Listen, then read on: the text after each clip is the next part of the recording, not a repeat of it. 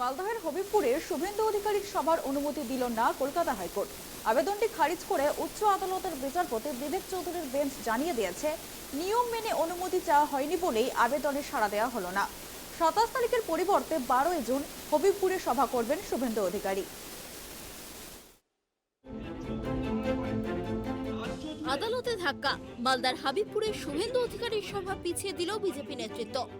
27 তারিখের পরিবর্তে 12 জুন হাবিবপুরে সভা করবেন শুভেন্দু অধিকারী, জানালেন উত্তর মালদার সাংসদ খগেন মুর্মু। তবে আগামীকাল মালদার মানিকচকে সভা করবেন শুভেন্দু। প্রথমে অনুমতি দিয়ে পরে হাবিবপুর থানার পুলিশ তা বাতিল করায় তৃণমূলের ষড়যন্ত্র দেখছেন বিজেপি নেতৃত্বরা। মালদহে 27 মে দুটি সভা ছিল, একটি মালদহের মথুরাপুর, অন্যটি ছিল হাবিবপুর থানার কেন্দ্রপুকুর এলাকায়।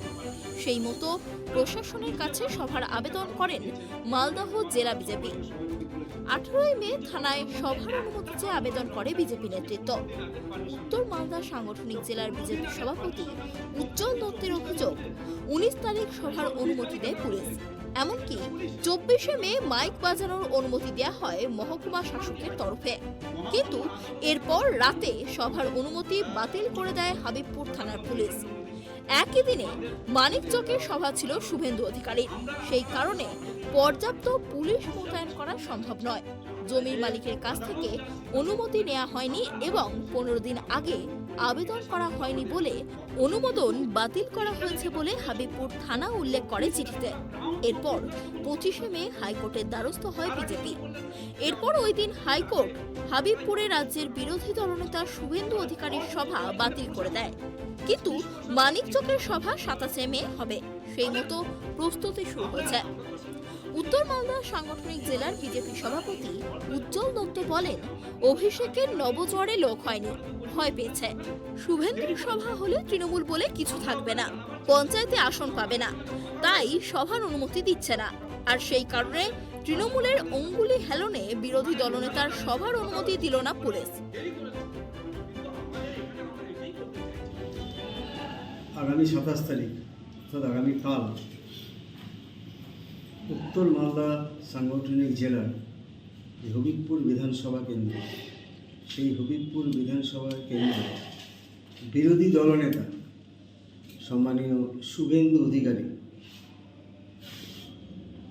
তার আসার কথা, এবং সেই মোতাবেক আমরা প্রশাসনের কাছ থেকে যথারীতি তার জনসভার জন্য কেতপুকুর হাই স্কুল মাঠ, যেটাকে বাদল মাঠ বলা হয়, সেখানে সেই সভা করার জন্য সমস্ত কিছু ফর্মালিটিস করে থানায় যাওয়া হয় এবং থানার পর তারপরে সেটা বিডিও হয়ে এসডিওর কাছেও যাওয়া হয় এবং সেখান থেকে আমাদের পারমিশন সেটা দেওয়া হয়।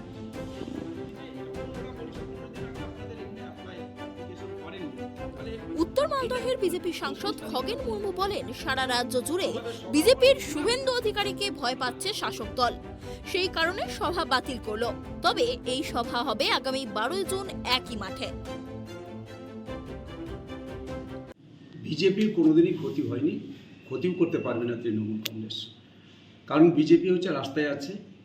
বিজেপি একমাত্র দল যে দল হচ্ছে তৃণমূল কংগ্রেসের চোখে চোখ রেখে তৃণমূল কংগ্রেসের বিরুদ্ধে লড়াই করছে, এবং তৃণমূল কংগ্রেস আজকে ভয় পেয়েছে, এবং এই ভয় পাওয়ার কারণেই আমাদের আগামী 27 তারিখের যে জনসভা, যেখানে আমাদের সম্মানীয় বিরোধী দলনেতা, আমাদের সবার প্রিয়, সকলের কাছের মানুষ সম্মানীয় শুভেন্দু অধিকারী মহাশয়ের আসার কথা, সে শুভেন্দু অধিকারী মহাশয়কে কি করে তাকে বন্ধ করা যায়, এই সভাটাকে বাতিল করবার জন্য সমস্ত রকমের চক্রান্ত তৃণমূল কংগ্রেস করেছে, এবং এর পেছনে তৃণমূল কংগ্রেস এবং পশ্চিমবঙ্গ সরকারের মাননীয় মুখ্যমন্ত্রী নিজেই যুক্ত আছে।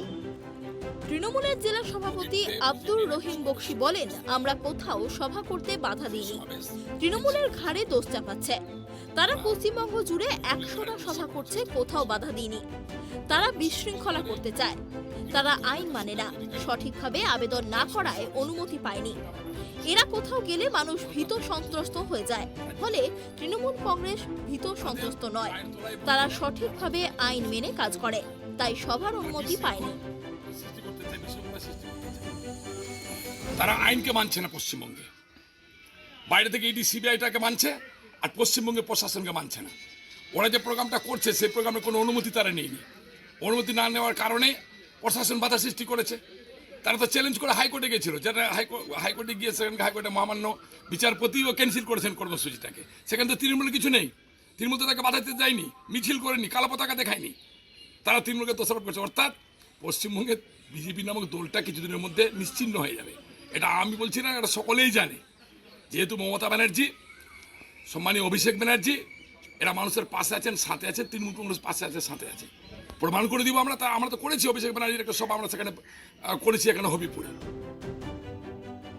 আবেদনটি খারিজ করে উচ্চ আদালতের বিচারক বিবেক চৌধুরীর বেঞ্চ জানিয়ে দিয়েছে, নিয়ম মেনে অনুমতি চাওয়া হয়নি বলেই আবেদনে সাড়া দেয়া হলো না।